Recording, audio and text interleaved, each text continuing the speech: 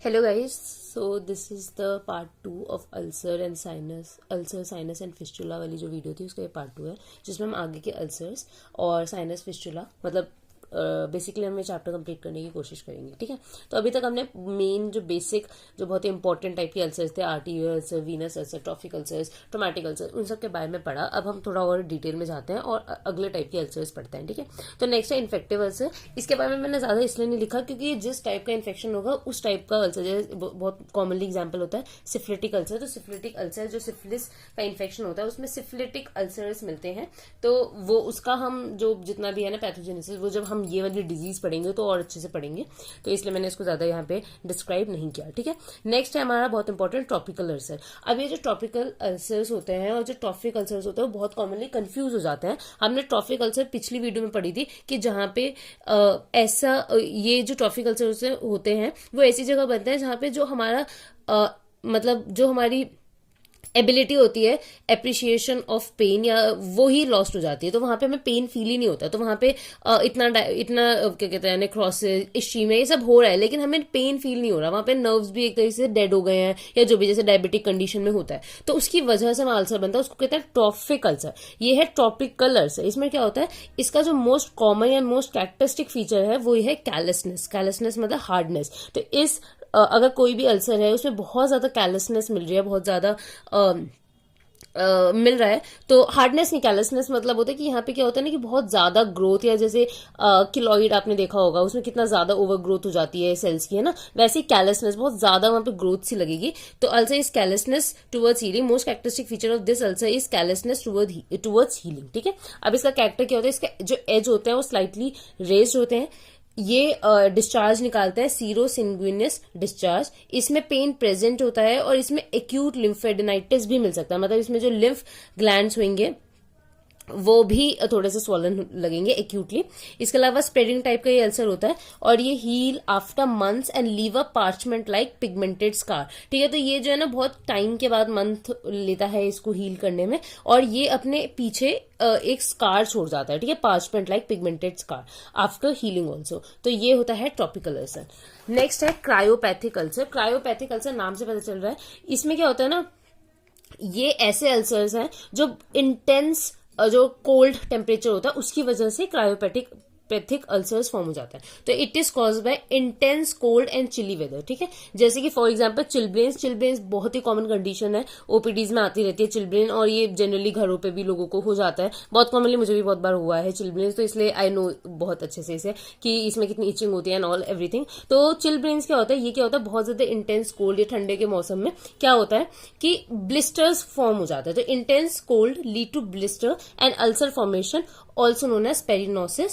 Lesions start as red tender spot which become pruritic afterwards. तो इसमें क्या होता है ना, जो जैसे जनरली उंगलियों में होता है या टोज एंड ऑल पे, तो इसमें क्या होता है कि जो हाथ है या जो भी उंगलियां हैं वो कोल्ड से इतनी सेंसिटिव हो जाती है कि वो जो होता है ना कि पूरा रेड हो जाएगी। पहले तो रेड होने के बाद वो बहुत ज्यादा खुजली करेगा, वो बहुत ज्यादा प्लूराइटिक होगा, तो रेड टेंडर स्पॉट होगा विच बिकम प्लूराइटिक आफ्टरवर्ड्स। ठीक है, ये एक सुपरफिशियल लीजन है, सुपरफिशियल अल्सर है। ठीक है, और result from excessive vasoconstriction of skin arterioles of affected area. ठीक है, तो कहीं पे भी अगर हमारी बॉडी का एक मैकेनिज्म है कि वो ठंड से बचने के लिए वहां पे वेसो कंस्ट्रिक्शन करवा देती है, तो बहुत ज्यादा एक्सेसिव वेसो कंस्ट्रिक्शन होने की वजह से जो अफेक्टेड एरिया है उसमें ये चिलब्लेन्स फॉर्म हो जाते हैं। ठीक है, नेक्स्ट है फ्रॉस्ट बाइट या कोल्ड इंजरी भी इसको कहते हैं। इसमें क्या है, अगर इस्चेमिक चेंजेस हो जाए, मतलब वहां पे ब्लड लॉस, मतलब ब्लड पूरा ही चला जाए, तो वहां पे क्या हो जाएगा, इस्चीमिया हो जाएगा। तो कोल्ड की वजह से अगर इस्चेमिक चेंजेस अकर हो रहे हैं in the skin and subcutaneous tissue due to cold, ठीक है, this lead to freezing of tissue and denaturation of intracellular protein. इसकी वजह से क्या होता है, जो प्रोटीन है वो भी टूटने लग जाते हैं वहां के, और मतलब बहुत ज्यादा मतलब कोल्ड की वजह से, और फ्रीजिंग मतलब वो जो टिश्यूज होते हैं वो इतने फ्रीज हो जाते हैं कि वहां के जो प्रोटीन्स होते हैं इंट्रासेलुलर वो भी डिनेचर हो जाता है, वो भी टूट जाता है with destruction of enzyme system, और वहां पे जितना भी एंजाइम एंड ऑल है सब डिस्ट्रक्शन हो जाता है। ठीक है, it also causes gangrene of full thickness. Frostbite की वजह से गैंग्रीन, अब फ्रॉस्ट बाइट के में बहुत सारा टाइप होता है, टाइप 1 टाइप 2 ग्रेड्स होता है मतलब बेसिकली, तो वो उसका जो सीवियर ग्रेड है उसमें गैंग्रीन तक हो सकता है फुल थिकनेस। ठीक है, तो ये है फ्रॉस्ट बाइट के बारे में। नेक्स्ट है, ये हमने पढ़ लिया क्रायोपैथिक अल्सर, जो कि क्यों हो रहा है, इंटेंस कोल्ड और चिली वेदर की वजह से। ठीक है, नेक्स्ट हम पढ़ रहे हैं मार्टोलर्स अल्सर। ठीक है, तो नेक्स्ट है हमारा मॉर्टुलर अल्सर, इसको जैसे प्रोनाउंस करता है आप कर सकते हो। ठीक है, तो ये क्या होता है, ये मोर देन, मतलब ये मैंने यहाँ पे ऐसे ही पॉइंट्स लिखे हैं जो बहुत ही वैलिड है और मतलब बहुत ज्यादा इंपॉर्टेंट है एक अल्सर को समझने के लिए। तो आपको जैसे ये वाला टाइप का अल्सर है तो इसमें आपको क्या क्या समझना है, क्या क्या आपको पता होना चाहिए, ये हमने लिखा है यहाँ पे। ठीक है, तो इसमें क्या होता है कि जो लोग 50 साल से ज्यादा है उसमें ज्यादा कॉमन होता है। इसके रिस्क फैक्टर्स है हाइपरटेंशन, एथेरोस्क्लेरोसिस। इसमें होता क्या है जनरली, इसमें बायलैटरल पंच्ड आउट अल्सर होते हैं with suddenly necrose extend down to deep fascia, मतलब इतना ज्यादा मतलब अल्सरेशन फॉर्म हो जाते हैं कि वो नेक्रोसिस तक पहुंच जाता है और डीप फेशिया तक मतलब उसको पेनिट्रेट कर देता है। ठीक है, this take months to heal, pain is very severe and most common location is on back, outer side of calf etcetera. ठीक है, तो आपको ये याद रखना है कि मार्टुलर अल्सर ऐसे लोगों में होता है जिनकी एज थोड़ी ज्यादा है, उनमें हाइपरटेंशन या एथेरोस्क्लेरोसिस जैसी कोई कंडीशन डेवलप हो रखी है। और इसमें इसका कैरेक्टरिस्टिक चीज क्या है कि इसमें बायलैटरल पंच्ड आउट अल्सर्स होते हैं। ठीक है, जो बहुत ही जल्दी डीप फेशिया तक पहुंच जाते हैं, एक्सटेंड कर जाते हैं, और इसमें जो पेन होता है बहुत ज्यादा सीवियर होता है। इसमें जो मोस्ट कॉमन लोकेशन है वो बैक है और outer side of calf muscles हैं। ठीक है, तो ये हो गया। नेक्स्ट है हमारा बेजिन्स अल्सर। बेजिन्स अल्सर बहुत ही ना मतलब जनरली वाइवा एंड ऑल में और मतलब क्वेश्चन मतलब क्या कहते हैं उसको एग्जाम्स एंड ऑल में पूछा जाता है। तो अब हम ये समझने वाले हैं कि बेजिन्स अल्सर क्या होता है। ठीक है, तो बेजिन्स अल्सर इज एसोसिएटेड विथ एर्थोसाइनोसिस फ्रिजिडा। ठीक है, इसमें क्या होता है, ये जनरली मतलब ये जो बेजिन्स अल्सर है एक्सक्लूसिवली सिर्फ यंग वुमेन में ही देखा जाता है। ठीक है, इसमें होता क्या है, patient having thick ankles with abnormal amount of subcutaneous fat therefore low grade ischaemia. इसमें हो क्या रहा है, मैं अगर मैं आपको बेसिक चीज से बताऊं तो इसमें क्या होता है ना, जो पोस्ट टिबियल पेरोनियल आर्टरी होती है वो lower 1/3 by small arteries coming from it, मतलब ये जो है वो नीचे हमारे एंकल को मतलब उसकी जो स्मॉल ब्रांचेस है वो उसको सप्लाई कर रही है। ठीक है, these artery become abnormal, small और एब्सेंट। अब अगर ये जो आर्टरी है पोस्टिबियल पेरोनियल आर्टरी, इसमें कुछ प्रॉब्लम नहीं है, लेकिन ये जो छोटी जो आर्टरीज ब्रांचेस दे रही है वो अगर एब्सेंट है, स्मॉल है या उसमें कोई भी डिफॉर्मिटी है, एबनॉर्मल है, तो उसकी वजह से क्या होगा, जो हमारा क्या कहते हैं हील है या जो हील या एंकल्स कहेंगे वो वहां तक अच्छे से ब्लड नहीं पहुंच पाएगा।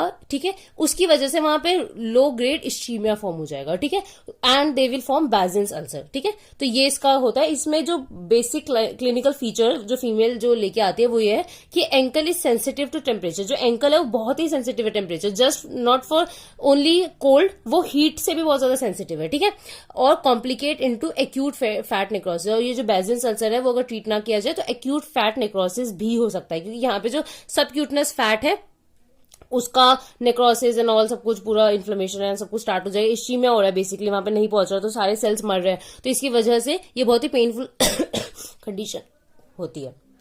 तो ये था बेजिन्स अल्सर। अब हम पढ़ने वाले हैं डायबिटिक अल्सर। ठीक है, तो डायबिटिक अल्सर भी आपको पता ही होना चाहिए कि diabetes is very common morbidity, मतलब बहुत कॉमनली अब लोगों को हो रही है डायबिटीज। तो अब हम इसके बारे में पढ़ने वाले हैं। तो डायबिटिक अल्सर में होता क्या है, due to diabetic atherosclerosis infection, diabetic peripheral neuritis, ये जो अल्सर है वो क्यों होता है कि डायबिटिक एथेरोस्क्लेरोसिस हो गया। आप समझो पहले कि अल्सर हो क्यों रहा है या अल्सर है क्या। एक तरीके से हमने जैसे पढ़ा कि एपिथेलियम जो है या जो मोस्ट जो कवरिंग है उसमें उसकी कंटिन्यूटी में लॉस आ गया है। ठीक है, तो वो क्यों हो सकता है कि वहां क्या हो सकता है, सेल मर गए। अब सेल मर क्यों रहे हैं कि वहां पे हो सकता है इश्चीमिया, मतलब सेल मरे मतलब नेक्रोसिस एंड ऑल हो रहा है, तो मतलब वहां पे इश्चीमिया होगा। इश्चीमिया क्यों हो रहा है कि वहां पे ब्लड नहीं पहुंच पा रहा। अब ऐसी क्या क्या कंडीशन है जिसमें ब्लड नहीं पहुंच सकता, तो डायबिटिक एथेरोस्क्लेरोसिस हो गया किसी को, इन्फेक्शन है, कोई डायबिटिक पेरिफेरल न्यूराइटिस है, मतलब वहां पे कोई इन्फेक्शन हुआ, कुछ हुआ, पर वहां पे नर्व्स काम ही नहीं कर रहे कि पेन की कुछ सेंसिटिविटी या कुछ लेके जाए, तो वहां पे जो कंडीशन है वो और वर्स होती जा रही है, तो इसलिए वहां पे भी कंटिन्यूटी नहीं रहेगी। तो इन सारी कंडीशंस में वहां अल्सर बन जाएगा। ठीक है, तो मोस्ट कॉमन साइट क्या है डायबिटिक अल्सर की, toes and feet affected mostly. ठीक है, other disease way ulcer can be associated, और भी बहुत सारी diseases, anaemia, polycythaemia, leukaemia, systemic sclerosis, RA, ulcerative colitis, बहुत सारी कंडीशन मैंने यहाँ लिख दिया, एवी फिस्टुलास, लिम्फोडिमास, इन सब में भी डायबिटिक अल्सर कॉमन है। और आपको मेन पैथोलॉजी समझनी है कि वहां पे क्या हो रहा है, इश्चीमिया नेक्रोसिस हो रहा है या तो ये हो रहा है या तो इन्फेक्शन हो रहा है, या वहां पे अगर कोई इन्फेक्शन हुआ है उसकी एप्रिसिएशन, उसकी पेन की एप्रिसिएशन ही नहीं कर पा रहे, तो वहां पे और कंडीशन वर्स होती जा रही है, तो वहां की कंटिन्यूटी चली गई है, तो इसकी वजह से वहां पे अल्सर बन रहा है। ठीक है, तो ये हमारा हुआ डायबिटिक अल्सर। ठीक है, नेक्स्ट, अब डायबिटिक अल्सर भी ना बहुत आसानी से हील नहीं होते हैं। ठीक है, डायबिटीज में कोई भी कंडीशन बहुत आसानी से हील नहीं होती है, तो ये सारी चीजें आप यहाँ लिख सकते हो। ठीक है, नेक्स्ट है ट्यूबरकुलस अल्सर। ट्यूबरकुलस अल्सर क्या होता है, सबसे पहले टीबी का इन्फेक्शन हुआ है, उसकी वजह से ट्यूबरकुलर अल्सर बनता है। It develop due to bursting of cold abscess. अब सबको पता है कि टीबी की वजह से एप्सेस बन जाते हैं, जिसको कहते हैं कोल्ड एप्सेस। कोल्ड एप्सेस भी इसको क्यों कहते हैं, क्योंकि इसमें जो एप्सेस के जो क्लिनिकल फीचर्स होते हैं, वहां पे हॉट होगा, रेडनेस होगी, जो भी सारी चीजें होगी, वो एब्सेंट होता है। दैट्स वाई इसको कोल्ड एप्सेस कहा जाता है। तो टीबी इन्फेक्शन की वजह से वहां पे कोल्ड एप्सेस बनता है, मतलब ठीक है। तो अगर ये कोल्ड एप्सेस फट जाए, बर्स्ट हो जाए, उसकी वजह से वहां पे ट्यूबरकुलस अल्सर मिल सकते हैं, ठीक है। तो ये कोल्ड एप्सेस क्यों बनता है, may form from matted tuberculous lymph node, from TB of bone और joint, from submucous lesions, ठीक है। तो इन सारी कंडीशन की वजह से वहां पे कोल्ड एप्सेस फॉर्म हो जाएगा, और फिर जब कोल्ड एप्सेस फट जाएगा, बर्स्ट हो जाएगा, तो वहां पे ट्यूबरकुलस अल्सर मिल जाएगा, ठीक है। अब इसका क्लिनिकल फीचर क्या होगा ट्यूबरकुलस अल्सर का। ट्यूबरकुलस अल्सर्स ऑफन मल्टीपल होते हैं, ठीक है, बहुत सारे मिलेंगे। ओवल इन शेप, यहाँ मैंने छोटी सी फोटो बनाई है, ओवल इन शेप होंगे। इरेगुलर क्रिसेंट्रिक बॉर्डर्स होते हैं इसके। इसका जो एज होता है वो रेडिश ब्लू एंड अंडरमाइंड होता है, ठीक है। ट्यूबरकुलस अल्सर इज शैलो, ये थोड़े से मतलब इतने डीप नहीं होते। Tuberculous ulcer is shallow. Pale granulation tissue seen on floor with variable amount of discharge, ठीक है। तो इसमें जो फ्लोर है उसमें पेल ग्रैनुलेशन टिश्यू प्रेजेंट होता है, और थोड़ा बहुत आपको डिस्चार्ज मिल सकता है। जो बेस होता है वो स्लाइटली इंडोरेटेड होता है। तो हमने क्या क्या देखा कि ओवल शेप का है, एज जो है वो रेडिश ब्लू है, अंडरमाइंड है, ज्यादा डीप नहीं होता, शैलो होता है, और इसके फ्लोर पे पेल ग्रैनुलेशन टिश्यू प्रेजेंट होता है, और जो बेस होता है वो स्लाइटली इंडोरेटेड होता है, ठीक है। तो ये हो गया। अब इसी में एक कंडीशन पड़ता है जो टीबी की वजह से ही होता है, स्किन की टीबी को हम लूपस वल्गैरिस भी कहते हैं, ठीक है। तो it is a type of cutaneous tuberculosis, मतलब स्किन से रिलेटेड, स्किन पे अगर टीबी हो गई तो स्किन टीबी को हम type of cutaneous tuberculosis lupus vulgaris भी कहते हैं। मोस्ट कॉमनली ये फेस और हैंड को इफेक्ट करता है, ठीक है। Peculiarity of ulcer is it heals at the centre and remain active at periphery. It's very important. ये क्या करता है, बीच से हील होता रहता है लेकिन पेरिफेरी से फैलता रहता है, ठीक है। तो it heals at centre and remain active at periphery, ठीक है। And then spread like a wolf, और ये बिल्कुल वुल्फ की तरह, मतलब वुल्फ होता है ना, उनकी जैसे दाढ़ी सा, मतलब जितना हेयर होता है, बहुत ज्यादा हेयर होता है ना, दाढ़ी नहीं हेयर बोलेंगे, तो कैसे होते हैं, बहुत सारे पूरा फैला होता है, वैसे ही अगर आप लूपस वगैरह की फोटोज भी देखोगे ना, तो मतलब लूपस टर्म ही वहीं से आया है, ठीक है। तो ये कंडीशन अगर फेस पे हो रही है, फेस पे अगर अल्सर्स मिल रहे हैं बिकॉज ऑफ या हैंड पे मिल रहे हैं तो बिकॉज ऑफ टीबी, तो उसको लूपस वगैरिस वाली टर्म में हम समझते हैं, ठीक है। नेक्स्ट है सिफिलिटिक अल्सर। जो हम इन्फेक्टिव अल्सर में मैंने सिफिलिस छोड़ दिया था, तो अब हम उसको यहाँ पढ़ेंगे। तो ये एक इन्फेक्टिव टाइप का अल्सर है। इसमें क्या है, सिफिलिस की वजह से सिफिलिटिक अल्सर बन रहे हैं। तो अभी क्या होता है, इन प्राइमरी सिफिलिस, अब आपको पता है सिफिलिस की भी बहुत सारे स्टेजेस होती है, तो उसमें से एक स्टेज है प्राइमरी सिफिलिस। तो उसमें क्या होता है, प्राइमरी सिफिलिस में हार्ड शैंकर और हंटरियन शैंकर इज सीन, ठीक है। तो हार्ड शैंकर्स फॉर्म होता है, develop at entry of Treponema in 3 to 4 weeks. जहां से ट्रेपोनेमा ने एंट्री की है वहां पर हार्ड शैंकल्स फॉर्म हो जाएंगे इन प्राइमरी सिफिलिस, ठीक है। तो ये आपको पता है syphilis is a sexually transmitted disease, तो ये जनरली जेनाइटल्स पे हार्ड शैंकल्स मिलते हैं, ठीक है। अब ये हार्ड शैंकल जो प्राइमरी सिफिलिस में मिलता है, आप उसको पहचानोगे कैसे कि ये सिफिलिस का है। तो ये होता क्या है, क्लिनिकल फीचर मोस्ट कॉमनली ये सिंगल होता है, पेनलेस होता है, इंड्योरेटेड बेस होता है, Oval and round in shape होता है विथ रेज्ड हाइपरिमिक मार्जिन्स। अब मैंने यहाँ पे ये चीजें आपको कैरेक्टरिस्टिक तो बता दी, लेकिन इसको आप अच्छे से नहीं समझोगे जब तक आप इसकी फोटो ना देख लो। तो इन सबकी फोटो आपके दिमाग में रहनी चाहिए, या तो आप गूगल इसको बैक करके गूगल चेक करो, उसमें आप फोटो देखो, तो ऐसे करके आप इसको याद कर सकते हो कि किस अल्सर में या ये जो मैं बता रही हूँ हाइपरिमिक मार्जिन्स है, तो वो कैसा दिखेगा असलियत में, ठीक है। तो प्राइमरी सिफिलिस में हमने देखा हार्ड शैंकर होता है, इंड्योरेटेड बेस मिलेगा, सिंगल होगा, पेनलेस होगा, और उसके रेज हाइपरिमिक मार्जिन्स होंगे, ठीक है। नेक्स्ट है सेकेंडरी सिफिलिस। अगर वो जो इंसान है वो सेकेंडरी सिफिलिस वाली स्टेज में, तो कैसे अल्सर मिलेंगे, तो develop in form of mucous patches, snail track ulcer and condylomata. तो यहाँ पे क्या है, 3 टाइप की आपको चीजें मिलेगी सेकेंडरी सिफिलिस में। तो हम तीनों समझते क्या होता है। म्यूकस पैच मतलब व्हाइट पैच ऑफ सोडन थिकन्ड एपिथेलियम। तो इसमें क्या होगा ना कि कहीं कहीं पे थिकन्ड एपिथेलियम का व्हाइट पैच सा लगेगा, तो वो होगा सेकेंडरी सिफिलिस का। एक ये चीज मिल सकती है आपको। सेकेंड मिलेगा स्नेल ट्रैक अल्सर। इसमें क्या होता है, multiple small round superficial erosion which coalesce to form narrow curved and shallow ulcer, ठीक है। तो इसमें क्या होता है, बहुत सारे छोटे छोटे स्मॉल राउंड छोटे से सुपरफिशियल इरोजन मिलते हैं, जो एक दूसरे के साथ मिलके एक बड़ा नैरो और शैलो, मतलब एक जैसे आप समझ सकते हो कि ऐसे यहाँ एक अल्सर बना, एक यहाँ बना, एक यहाँ बना, तो ये सारे ना मिल गए, तो एक इन्होंने ऐसे पाथ सा बनाया, तो ये ना ये ट्रैक सा लग रहा है, स्नेल की ट्रैक सा, ठीक है, तो इसलिए स्नेल ट्रैक अल्सर बोलते हैं इसको। ये मल्टीपल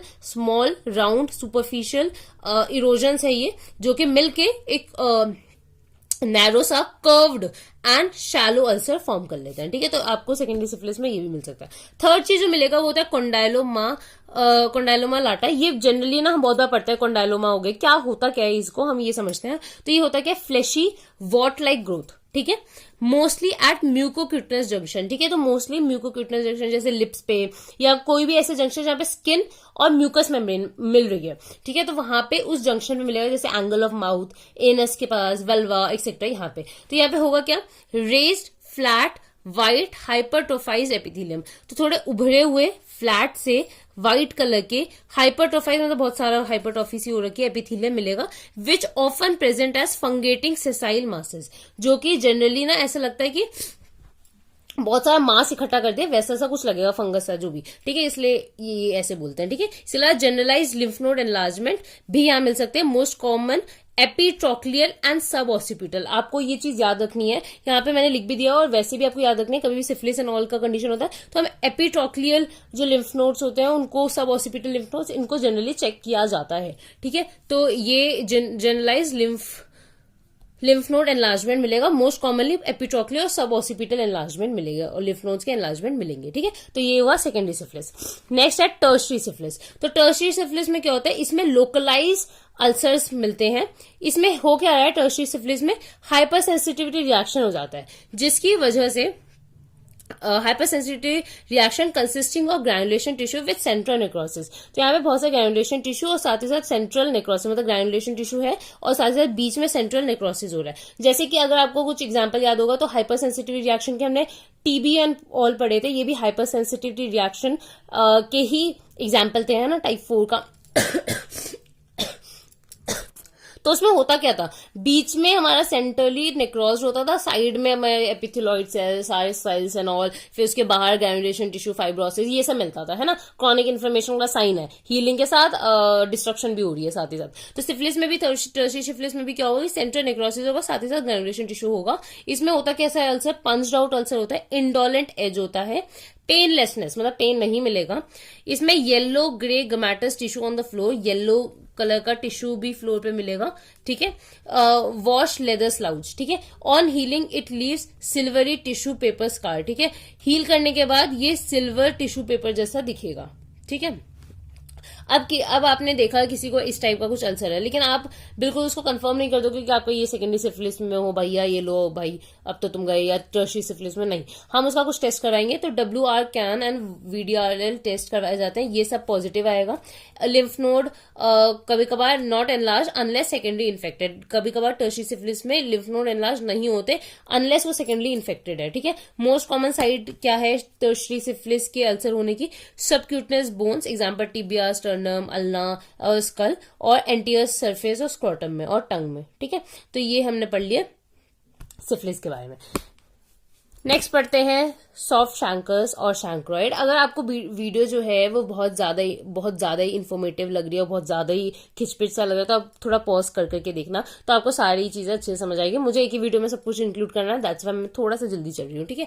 तो नेक्स्ट हम पढ़ते हैं सॉफ्ट शैंकर्स। ये भी हम बहुत कॉमनली सुनते हैं कि बहुत से कंडीशन में पढ़ते हैं कि सॉफ्ट शैंकर्स है, बहुत सारी दवाइयों में पढ़ते हैं कि सॉफ्ट शैंकर्स फॉर्म हो गए। तो होता क्या है, सॉफ्ट शैंकर या शैंक्रोइड्स लिखे होते हैं, इसको डक्रीज अल्सर भी कहते हैं। इसमें क्या होता है, cause by gram negative haemophilus ducreyi, ठीक है। जैसे शैंकर पढ़ते ही ना हमें लगता है कि भाई ये भी सिफिलिस का कुछ होगा, पर याद रखना है सिफिलिस में हार्ड शैंकर्स होते हैं। सॉफ्ट शैंकर्स कौन बनाता है, ग्राम नेगेटिव बैक्टीरिया है ये, ठीक है, हीमोफिलस ड्यूक्ली बैक्टीरिया है, उसकी वजह से ये पेनफुल होता है। हमने सिफिलिस के अल्सर कैसे पढ़े थे, पेनलेस, ठीक है। पेनफुल अल्सर है, मल्टीपल है, राउंडेड, सॉफ्ट, रेडिली ब्लीड। हमने उसमें क्या पढ़ा था, सिंगल अल्सर हो रहा था, एंटी जहां से एंटी की है ट्रिपोनेमा ने वहां पे, पर यहाँ पे क्या है, पेनफुल है, मल्टीपल है, राउंडेड, सॉफ्ट, रेडिली ब्लीड, बहुत ज्यादा ब्लीड करता है, इनिशियली पोस्ट्यूरल, स्टार्टिंग में पस वाला होगा, अल्सरेट टू फॉर्म सॉफ्ट सोर, इसलिए पस की वजह से थोड़ा सॉफ्ट सा लगता है, इसलिए इसको सॉफ्ट शैंकर बोला होगा, may be this is the reason. इसके अलावा एजेस आर अंडरमाइंड, इसमें एजेस जो होते हैं वो थोड़े अंडरमाइंड होते हैं, ठीक है। नेक्स्ट पढ़ने वाले हैं हम मेलिनीज अल्सर। ये क्या होता है, ये भी पूछते हैं जनरली। तो seen in post operative wound like perforated viscous और फॉर ड्रेनेज ऑफ एम्पाइमा थोरेसिक्स, ठीक है। तो मतलब पोस्ट ऑपरेटिव कोई वुंड है, उसमें अगर इन्फेक्शन की वजह से या कुछ भी उसकी वहां पे अल्सर बन रहा है तो वो मेलेनीज अल्सर होता है। जैसे कि मोस्ट कॉमनली कोई विस्कस, कोई ऑर्गन परफोरेट हो गया है, या जैसे एम्पाइमा हो जाता है, पस बन जाता है थोरेसिक कैविटी में, तो उसको ड्रेन करने के लिए अगर तो उस रीजन में कहीं अल्सर बन गया तो उसको कहेंगे Meleney's ulcer. It is due to symbiotic action of microaerophilic non haemolytic streptococci and haemolytic staphylo aureus. तो इसमें हो क्या रहा है कि यहाँ पे इन बैक्टीरियो की, मतलब ये आपको समझना है, इनके नाम याद रखना है कि ये जो नॉन हीमोलिटिक स्ट्रेप्टोकोकाई है और हीमोलिटिक स्टेफाइलोऑरिस है वो एक दूसरे की हेल्प कर रहा है। एक हीमोलिटिक एक नॉन हीमोलिटिक है, तो एक दूसरे के ना वो सिम्बायोटिकली, मतलब एक होता है ना रिलेशनशिप, सिम्बायोटिक रिलेशनशिप, तो उसमें वो एक दूसरे की हेल्प कर रहे हैं, जिसकी वजह से वो दोनों ही ग्रोथ कर रहे हैं और अल्सर फॉर्म कर रहा है, ठीक है। तो इसकी वजह से ये फॉर्म हो जाता है। इसमें आप देख सकते हो अल्सर होता क्या है, डीप पर्पल जोन होता है, उसके आसपास एरिथमा होता है। इसकी भी आप फोटो देखना गूगल पे, बहुत ही ब्यूटीफुल फोटोज आती है इसकी, और बहुत इजीली आपको ऐसे ही कुछ दिखेगा, डीप पर्पल जोन सा दिखेगा, मतलब डीप पर्पल से ऐसी लाइन होगी और उसके आसपास बहुत रेडनेस होगी, ठीक है। तो दैट इज मेलेनीज अल्सर, ठीक है। नेक्स्ट है साइनस। अब हमने अल्सर्स पढ़ लिया बहुत सारे टाइप के, अब हम पढ़ने वाले साइनस और फिस्टुला के बारे में, ठीक है। अब थोड़ा सा ही बचा है वीडियो, तो ठीक है। साइनस क्या होता है? A sinus is a blind track leading from surface down to tissue. Generally sinus और फिस्टुला में डिफरेंस पूछते हैं कि साइनस और फिस्टुला में फर्क क्या है। तो आपको याद रखना है साइनस क्या होगा ना, ये भी एक ओपनिंग है, ठीक है, पर ये इसकी एक ओपनिंग तो बाहर की तरफ खुल रही है, मतलब एक, ठीक है, और जो दूसरी ओपनिंग है वो ब्लाइंड ओपनिंग है, मतलब दूसरी तरफ से ये बंद है। वेयर एज जो फिस्टुला होता है वो दो ओपनिंग खुली हुई है, और ये दोनों ही ओपनिंग दो अलग अलग जगह जा रही है। मैं ये बहुत बेसिक आपको समझा रही हूँ इसको। जैसे आप साइनस को क्या पढ़ते हो, sinus is a blind tract, ठीक है, leading from surface down to tissue, मतलब टिश्यूज है, मतलब ये टिश्यू है सपोज, और एक जगह तो ये टिश्यू में खुल रहा है और अंदर ये कहीं अंदर खुल रहा है, ठीक है, जो कि मतलब बंद इलाका है। तो ये पूरा एक साइनस फॉर्म कर देगा, ठीक है, एक साइनस बना रहा है, एक कैविटी बना रहा है। वेयरएज फिस्टुला क्या है, fistula is a communicating track, ये कम्युनिकेटिंग ट्रैक है बिटवीन टू एपिथेलियल सरफेस। तो ये दो एपिथेलियल सरफेस, अब ये यहाँ पे क्या हो सकता है ये स्किन पे खुल रहा है, अंदर कोई ऑर्गन है या कुछ है। जैसे जनरली हमारे जो एनल फिस्टुलाज होते हैं उसमें क्या होता है, उसमें जो फैट होता है बटक्स पे, जो फैट होता है, सपोज, अरे मेरा पेन नहीं चल रहा, ये फैट है यहाँ पे और ये हमारा एनस है। तो यहाँ पे हो क्या रहा है कि ये जो एनस है ना, ये एक तो एक ओपनिंग हो रखी है और ये अंदर से, वैसे तो ये एनस ऐसे होना चाहिए ना एनल ट्रैक, पर ये अंदर ये फैट में खुल जाती है, इश्चियो रेक्टर फोसा जो होता है उसमें खुल जाती है, जिसकी वजह से क्या होता है ये दो जगह खुली हुई है, एक तो हमारे नीचे एपिथेलियम में और एक ये अंदर फैट्स में खुली है। तो इसकी वजह से इसको कहते हैं एनल फिस्टुला, ठीक है। तो ये क्या है, दो ओपनिंग है। तो यहाँ पे क्या है, फिस्टुला इसे ये कम्युनिकेट कर रहा है ना एपिथेलियम को किसी और सरफेस के साथ, ठीक है, और ये दोनों की तरफ खुला हुआ है। पर यहाँ पे क्या है, ये कैविटी फॉर्म कर रहा है, यहाँ ये खुला नहीं है, ठीक है, जो हमारा साइनस है, ठीक है। तो ये बेसिक डिफरेंस है, तो इसका डेफिनेशन याद करके जाना। A sinus is a blind track leading from surface down to tissue. The sinus is by granulation tissue which get epithelialise, ठीक है। ये जो पूरा साइनस होता है वो लाइंड होता है बाय ग्रैनुलेशन टिश्यू, जो बाद में एपिथेलाइज, वहां पे एपिथेलियम फॉर्म हो जाता है। नेक्स्ट है fistula. Fistula is a communicating tract between two epithelial surface. Fistula जो होता है कम्युनिकेटिंग ट्रैक है बिटवीन दो epithelial surface, commonly between a hollow viscus and skin, ठीक है। जैसे कि एक्सटर्नल फिस्टुलाज होते हैं उसमें अंदर वो एक ऑर्गन से मतलब जुड़ा हुआ है और बाहर वो स्किन में खुल रहा है, उसको कहेंगे एक्सटर्नल फिस्टुला। और अगर दोनों ही विस्कस, दो ऑर्गन्स को जोड़ के एक ट्रैक बन गया है, ठीक है, दो ऑर्गन को जोड़ने वाला एक ट्रैक बन गया, तो इसको कहेंगे इंटरनल फिस्टुलास। सॉरी आपको दिखा नहीं होगा, दो ऑर्गन को जोड़ने वाला, तो इसको कहेंगे इंटरनल फिस्टुलास, बहुत कॉमन, ठीक है। अब जो फिस्टुलास होते हैं वो भी ग्रैनुलेशन टिश्यू से ही लाइंड होते हैं और वो बाद में वो भी एपिथेलाइज्ड हो जाते हैं, ठीक है। अब there are two types of fistulas. Congenital fistulas हो सकते हैं, एक्वायर्ड हो सकते हैं। कंजेनाइटल क्या है, बचपन से है, जैसे कि ब्रैंकियल फिस्टुलास होता है। ट्रेकियो ईसोफेजियल फिस्टुलास, ये बहुत कॉमन होता है, बच्चों में ये कंडीशन आप बहुत कॉमनली पढ़ोगे। एट्रियो वीनस फिस्टुलास होते हैं और पेरी ऑरिकुलर साइनस होता है, ठीक है। जैसे मैं एक एग्जांपल, इस एग्जांपल से समझाती हूँ। ट्रेकियो ईसोफेजियल फिस्टुला में क्या होता है कि आपको पता है ये ट्रैकिया है, ऐसे देखो, यहाँ हमारा फेरिंग्स है, ठीक है, फेरिंग से कट के ट्रैकिया बनेगा आगे की तरफ और फिर हमारा ईसोफेगस बनेगा, ठीक है। तो हो क्या रहा है कि ट्रेकियो ईसोफेजियल फिस्टुला, इन दोनों के बीच में फिस्टुला बन गया है, ठीक है, इन दोनों के बीच में कुछ ओपनिंग हो गई है समथिंग जो भी। तो यहाँ पे क्या होता है ना, बहुत ही कॉमन कंडीशन होती है। इसकी वजह से क्या होता है ना, जो बच्चा होता है, मतलब ये जनरली न्यू बॉर्न्स में देखोगे आप, तो जनरली जो बच्चा होता है वो ना खा पाएगा, खाएगा तो एस्पिरेट हो जाएगा, लंग में इन्फेक्शन हो जाएगा, तो बहुत ड्रेडफुल कंडीशन होती है ये। ठीक है, तो ये होता है ट्रेकियो इसोफेजियल फिस्टुलास। तो ऐसे ही बहुत सारे फिस्टुलास होते हैं, आर्टरी और वेन के बीच में ऐसे फिस्टुला बन जाते हैं, एटियो वीनस फिस्टुलास, ऐसे बहुत सारी कंडीशन होती है। ठीक है, इसके अलावा एक्वायर्ड में पेरिएनल एब्सेस या ठीक है एक्वायर्ड एवी फिस्टुलास, जो जैसे ये एटियो वीनस फिस्टुलास होता है ना, ये जनरली कंजेनाइटल होगा। लेकिन कभी कभार बहुत सारी कंडीशन, जैसे हमें अगर डायलिसिस करना है या कोई किडनी की डिजीज है या जो भी, तो उसके अंदर ना हम एवी फिस्टुलास फॉर्म करते हैं। ठीक है, तो वो हम पढ़ेंगे जब हम ये चीजें पढ़ेंगे। तो इसके अलावा थायरोग्लोसल फिस्टुलास होते हैं, इसके अलावा पाइलोनाइडल साइनस होता है। ठीक है, अब cause of persistence of sinus are, ठीक है, ये साइनस बन क्यों रहे? तो presence of any foreign body और नेक्रोटिक टिश्यू की वजह से हो सकता है, absence of rest, non dependent drainage, inadequate drainage of an abscess. मतलब कोई सपोज ये बन क्यों रहा है कि सपोज एक पस बना स्किन के नीचे, ठीक है, अब वो ड्रेन ही नहीं हो रहा, ड्रेन ही नहीं हुआ, तो एक तरीके से वो बाहर की तरफ ओपनिंग बना लेगा ना, तो ये क्या बना रहा है, साइनस ही बना रहा है, कैविटी बना रहा है।